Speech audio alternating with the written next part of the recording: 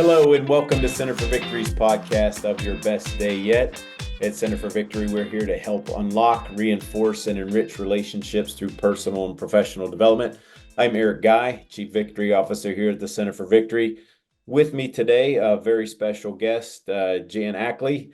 Jan is the author of Searching for Change, a memoir of growing up in Appalachia, which we're going to talk about today. We're going to get into his story, and I think you're really going to love it. His book is a testament to his resilience and the ability to overcome obstacles, find happiness, and inspire others. It says your natural humor weaves through discussion of success, hardship, and overcoming life's obstacles. Jan, so that's what we're going to get into today. Also, I wanted to mention something that I feel is really important. Jan, you're a 12-year vet in the United States Air Force. Thank you for your service. And Ohio National Guard. And the Ohio National Guard, where you served as training specialist in a communications squadron and a graduate of the Ohio State University. Is that correct? That's it. We won't hold that one against you here, being from Pittsburgh. All right. Oh, yeah, I get it. So, yeah. So let's get into this, Jan. Is there anything else that you would like to mention before we get started with some questions here? Because I'm fired up and ready to fire some questions your way. Oh, yeah, I appreciate it. I'm fired up about it too. I tell a lot of people I love to talk. I love to talk about things like this and in business, in my past, and everything in between. So I appreciate you taking the time to speak with me. Absolutely. So we're going to just get right into this, Jan. I think people might know, but it's coming straight from you now. What were the challenges of growing up in Appalachia? Well, it was really growing up in Appalachia in and of itself wasn't difficult. Just that nature of it. What was difficult was being poor and not having a dad around. Just everything was hard growing up, everything. And so the area is beautiful where I come from in Eastern Ohio. It's absolutely stunning, beautiful, but it's poor in many areas. And I fell into that camp. But really, it became when I say poor, it encompasses a lot of things. Being poor is more than just financial poor, which we were. It's being poor of having a father, of being able to do things, of really poor. There's a poorness of finding the ability to be happy. And so it encompasses a lot of things that, especially when I was really young and through my teenage years and into high school, it was a difficult life. Yeah, you mentioned your father. I know that's one of the challenges that you faced, and something that I'm a big believer in for all kids that there's so much research out there that, having a dad and even having a two-parent home is a big predictor of success for folks, and overcoming that hardship for you. I mean, that was a big one as well. Can you tell us, kind of what those other challenges were in your life? And how'd you overcome them? Yeah, and it's a great question. I love to talk about it. Being without a father, if you think about it, and maybe some haven't really dug into it because they have good fathers, but being without a father, it touches just about every spot of your life growing up, from a lot of times not having enough money, not having the support between a father and a son and a father and a daughter in a lot of things, in school, on outings. I over the years I've tried to teach this to my own kids, but there are little lessons along the way of life that fathers have a role in teaching. And I had to learn those lessons from others. Lack of confidence was a huge issue for me when I was growing up. not belonging and will never amount to much. A lack of father encompasses everything for Mhm. a child, and having a father, the opposite happens.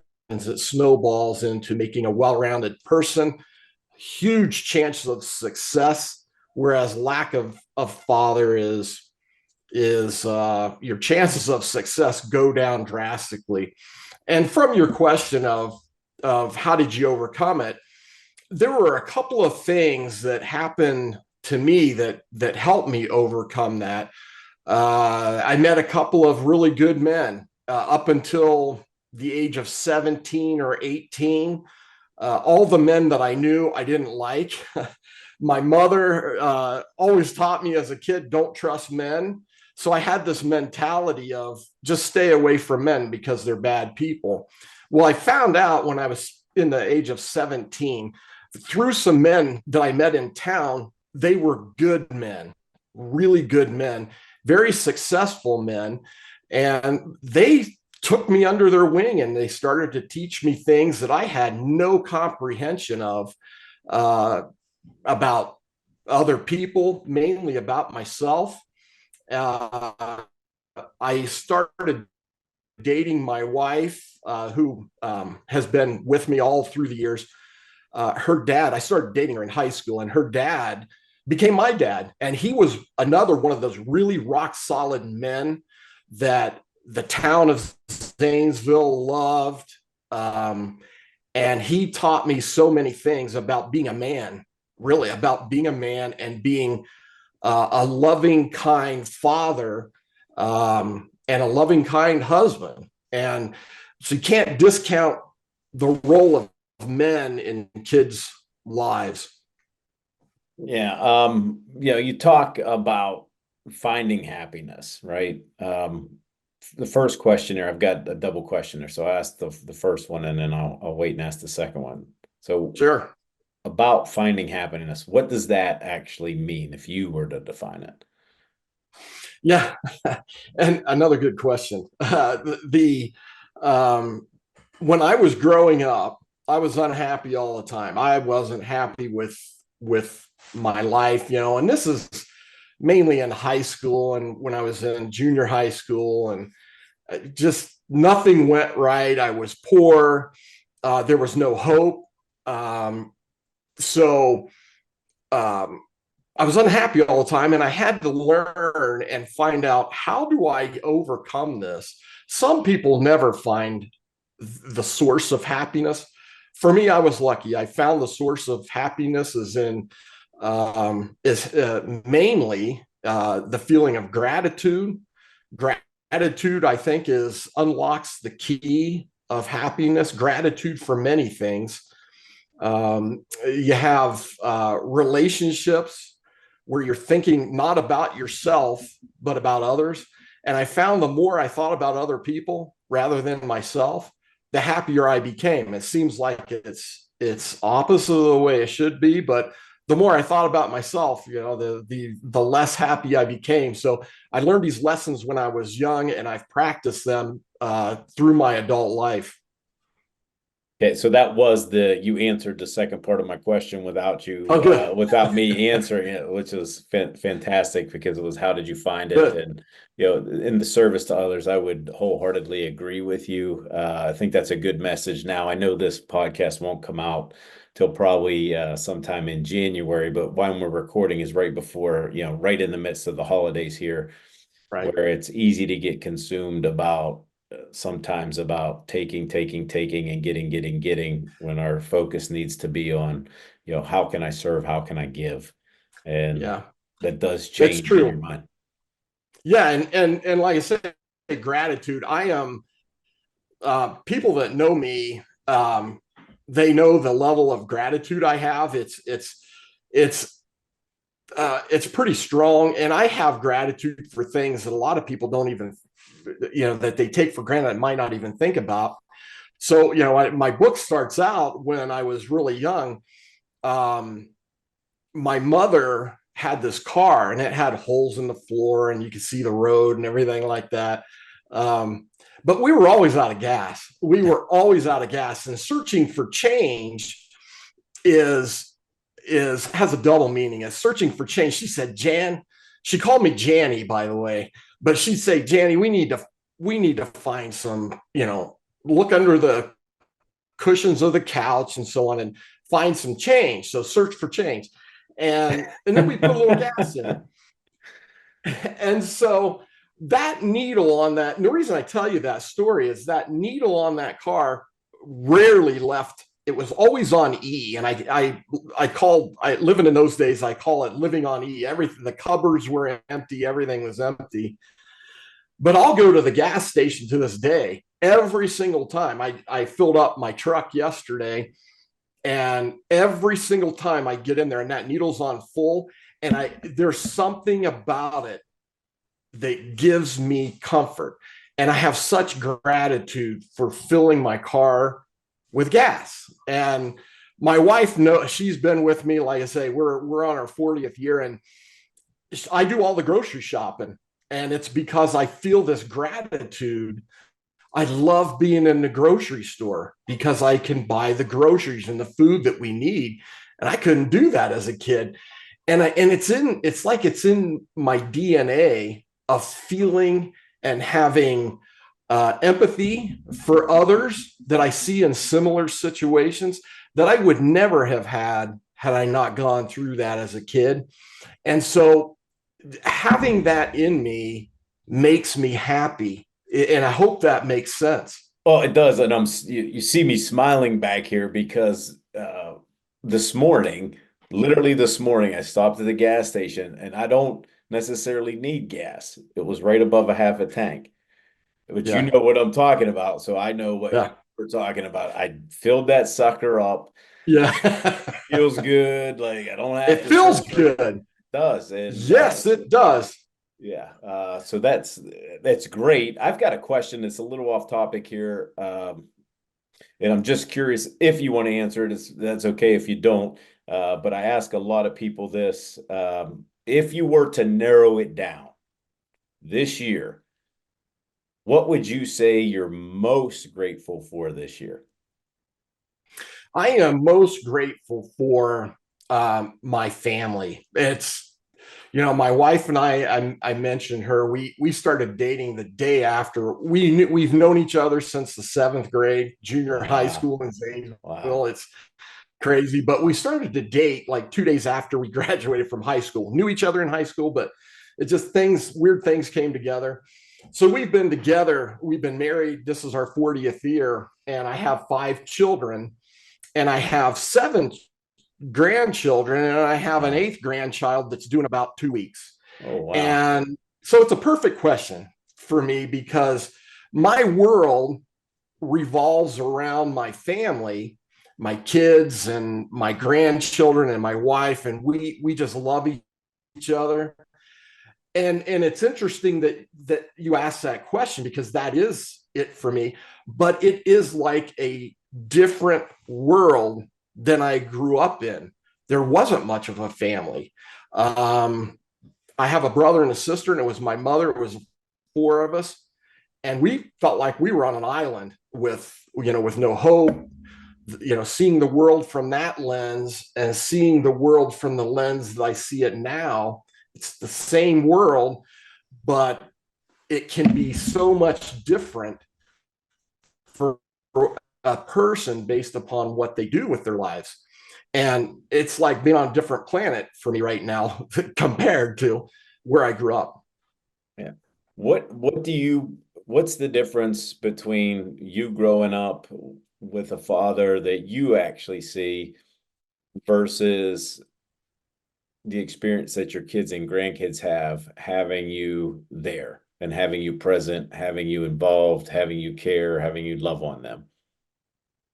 Yeah, I had to learn how to be a dad, and it's not easy. A lot of people have a way head start. They have good dads, and I such admire these families that I see where the dads are engaged, and you can have a dad in your house, but not, maybe it's not, the the ideal situation, not a good man, so on and so on. But I so admire the dads out there that know what they're doing. You know, their dads taught them. I have a neighbor just down the street, and we've talked about this, and his dad is wonderful.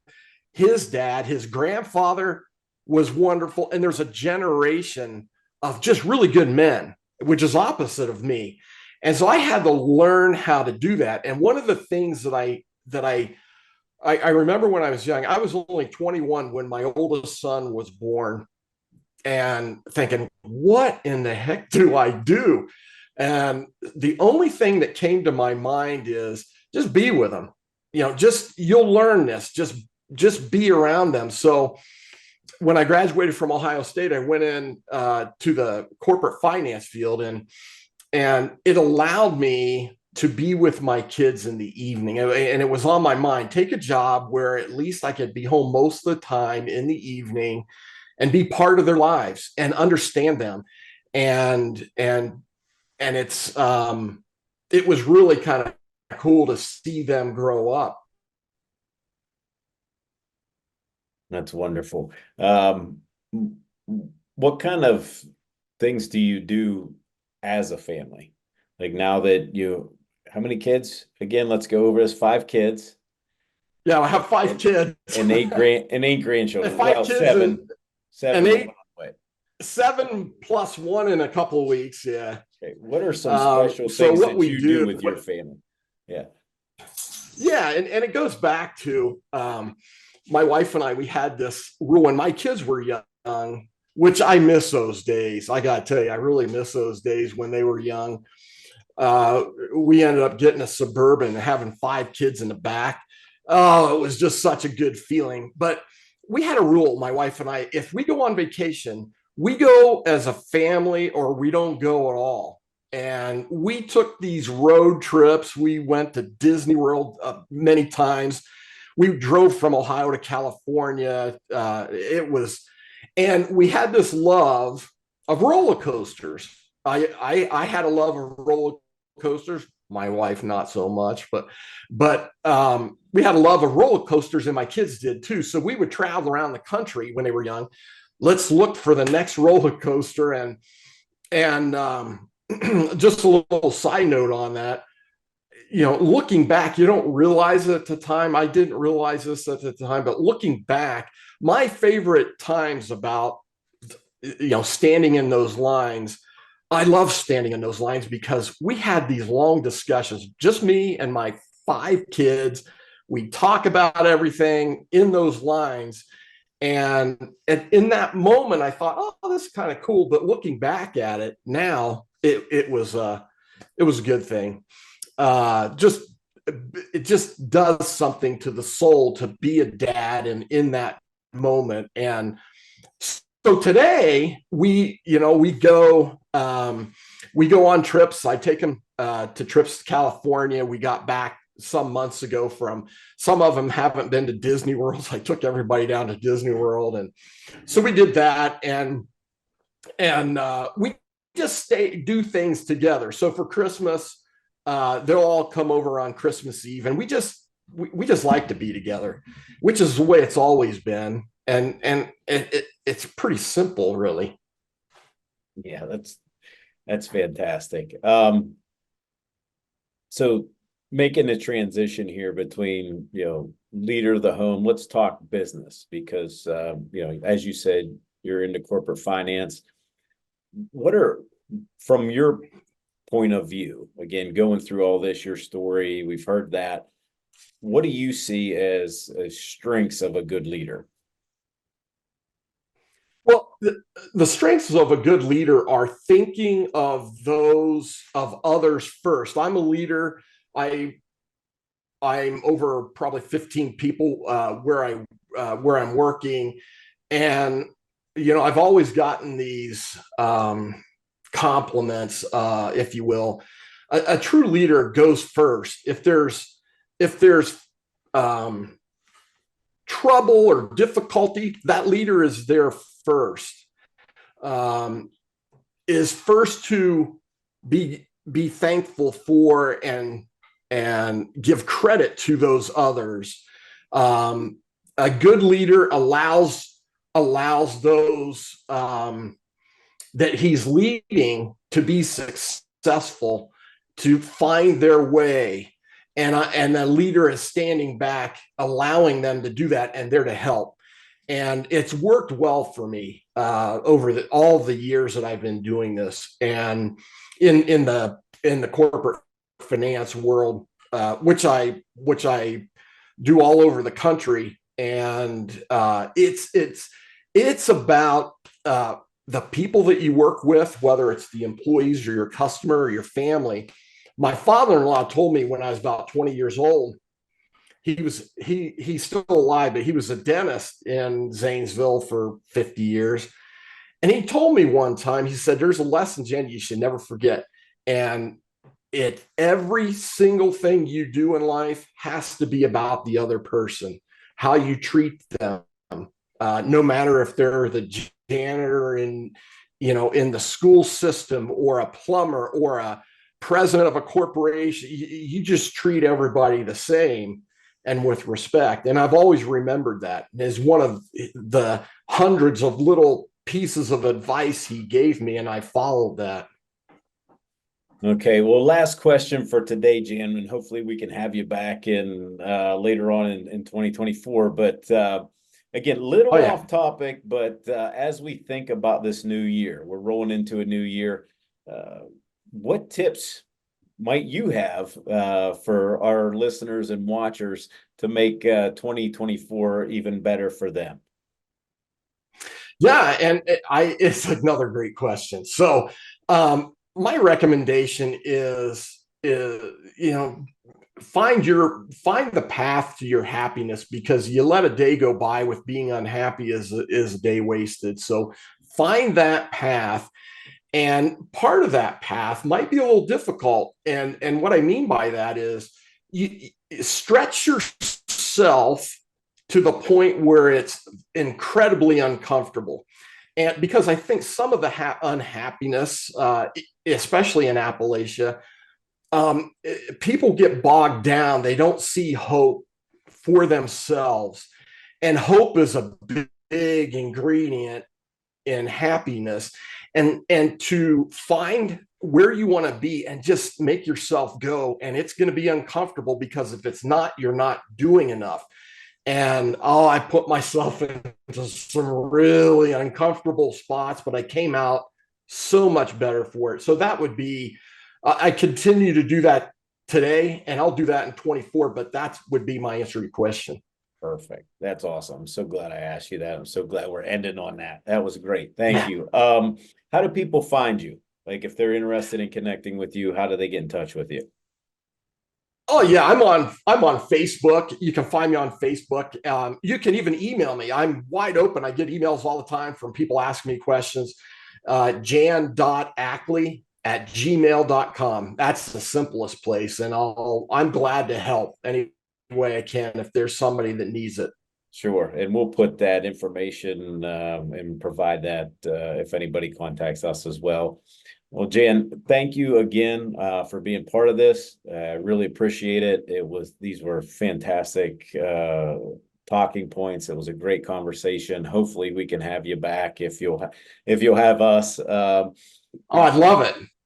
Okay. We just scratched the surface here. I know. Yeah. So we have a lot more to talk about later on in 2024. So appreciate you being on. Folks, that's all for today. We really appreciate you watching, tuning in, listening. If you need any more information, please visit us at centerforvictory.com. And remember, wherever you're at, whatever you're doing, make this your best day yet. We'll see you soon.